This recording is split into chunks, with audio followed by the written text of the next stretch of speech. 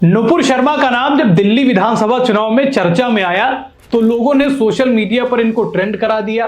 लोगों की मांग थी कि बीजेपी को चाहिए कि भाई साहब इनको ना सिर्फ प्रत्याशी बनाए बल्कि इन्हें सीएम फेस भी बना दे दिल्ली का, और जनता भी यही डिमांड करने लगी। लेकिन नरेंद्र मोदी की प्लानिंग और बीजेपी की प्लानिंग का किसी को अंदाजा नहीं रहता कि कब क्या और कैसे हो जाए।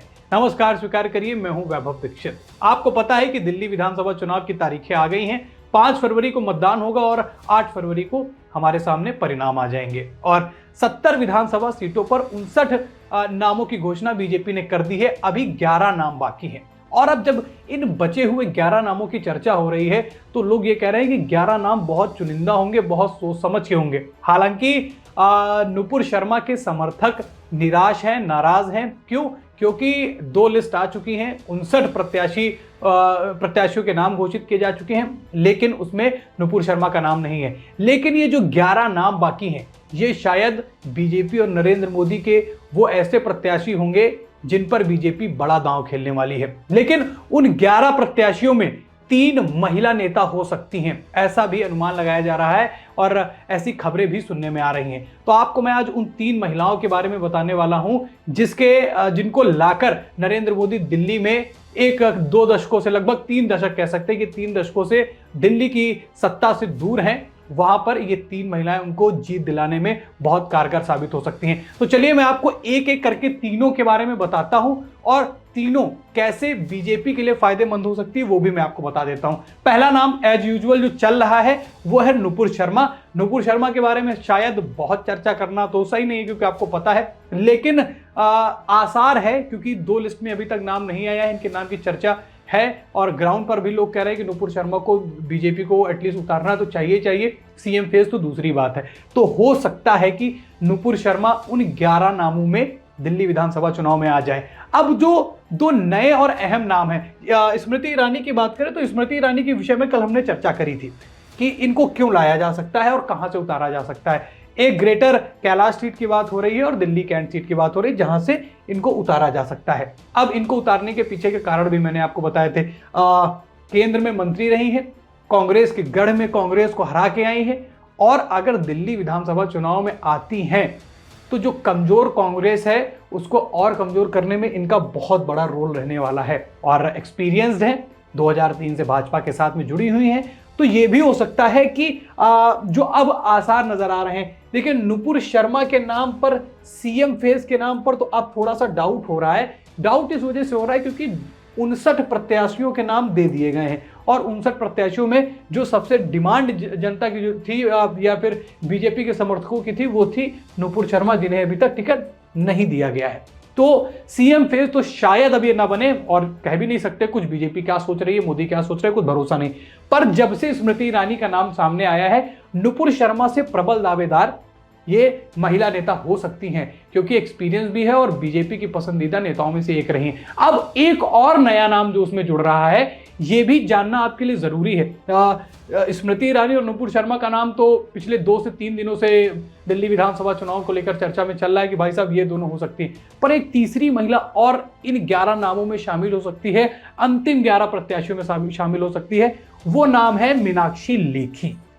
मीनाक्षी लेखी के बारे में मैं आपको बता दूं कि मीनाक्षी लेखी भी केंद्रीय राज्य मंत्री रही हैं, विदेश और संस्कृति में इनको मंत्रालय दिया गया था और सांसद भी रह चुकी हैं। तो हो सकता है कि ये जो 2 पूर्व सांसद हैं, जैसे स्मृति ईरानी और ये दोनों पूर्व सांसद रह चुके हैं, मंत्रालय इनको जो है मिले हैं कैबिनेट में, सेंट्रल में वो भी, और अभी ताजा ही मामला है दोनों का ही। तो इन दोनों के नाम की भी चर्चा होने लगी है। आपको मैंने स्मृति ईरानी और नुपुर शर्मा के बारे में बता ही दिया है और मीनाक्षी लेखी के बारे में भी आपको बताया।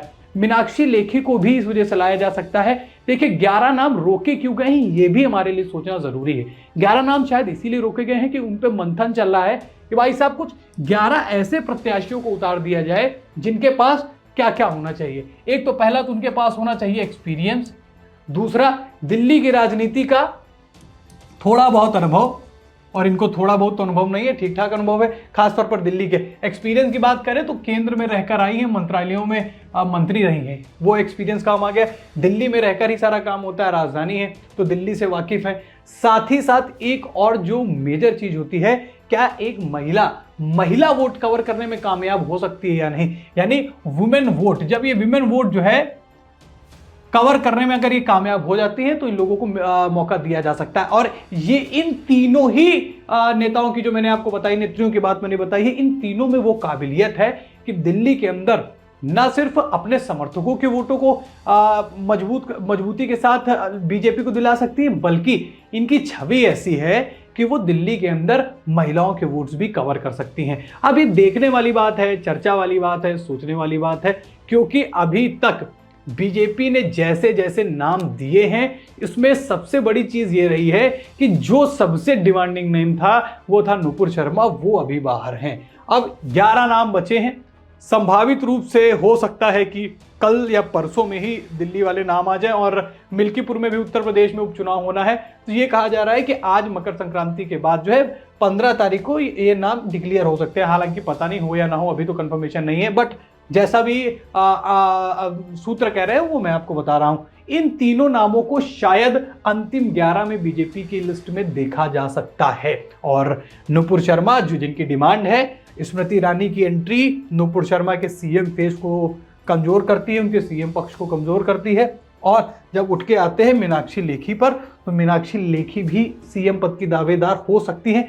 थोड़ा सा मुश्किल है, बट एक्सपीरियंस है, और हो सकता है कि जरूरी नहीं सीएम फेस के पे ही आए, और भी अन्य मंत्रालय भी इन्हें दिए जा सकते हैं अगर जीतती है तो। ये तो बड़ी दूर की बात है, ये ख्याली पुलाव पकाना अभी से तो बेटर नहीं है। और बीजेपी की सोच का या नरेंद्र मोदी की प्लानिंग का बड़ा ही इस बार कोई तोड़ नहीं निकल पा रहा है। वो अलग अलग चीजें, ऐसी चीजें कर रहे हैं जिसका किसी को कोई अंदाजा नहीं। आपको क्या लगता है, अंतिम 11 में 3 और महिलाएं, और वो ऐसी 3 महिलाएं जो कि जिनकी प्रोफाइल एकदम हाई प्रोफाइल है, क्या अंतिम 11 में ये 3 नाम हो सकते हैं? और क्या अगर होंगे तो नुपुर शर्मा या स्मृति ईरानी में बीजेपी किसको दिल्ली का सीएम फेस बनाने के लिए सोचेगी? आप अपनी राय हमसे कमेंट में जरूर बताएं।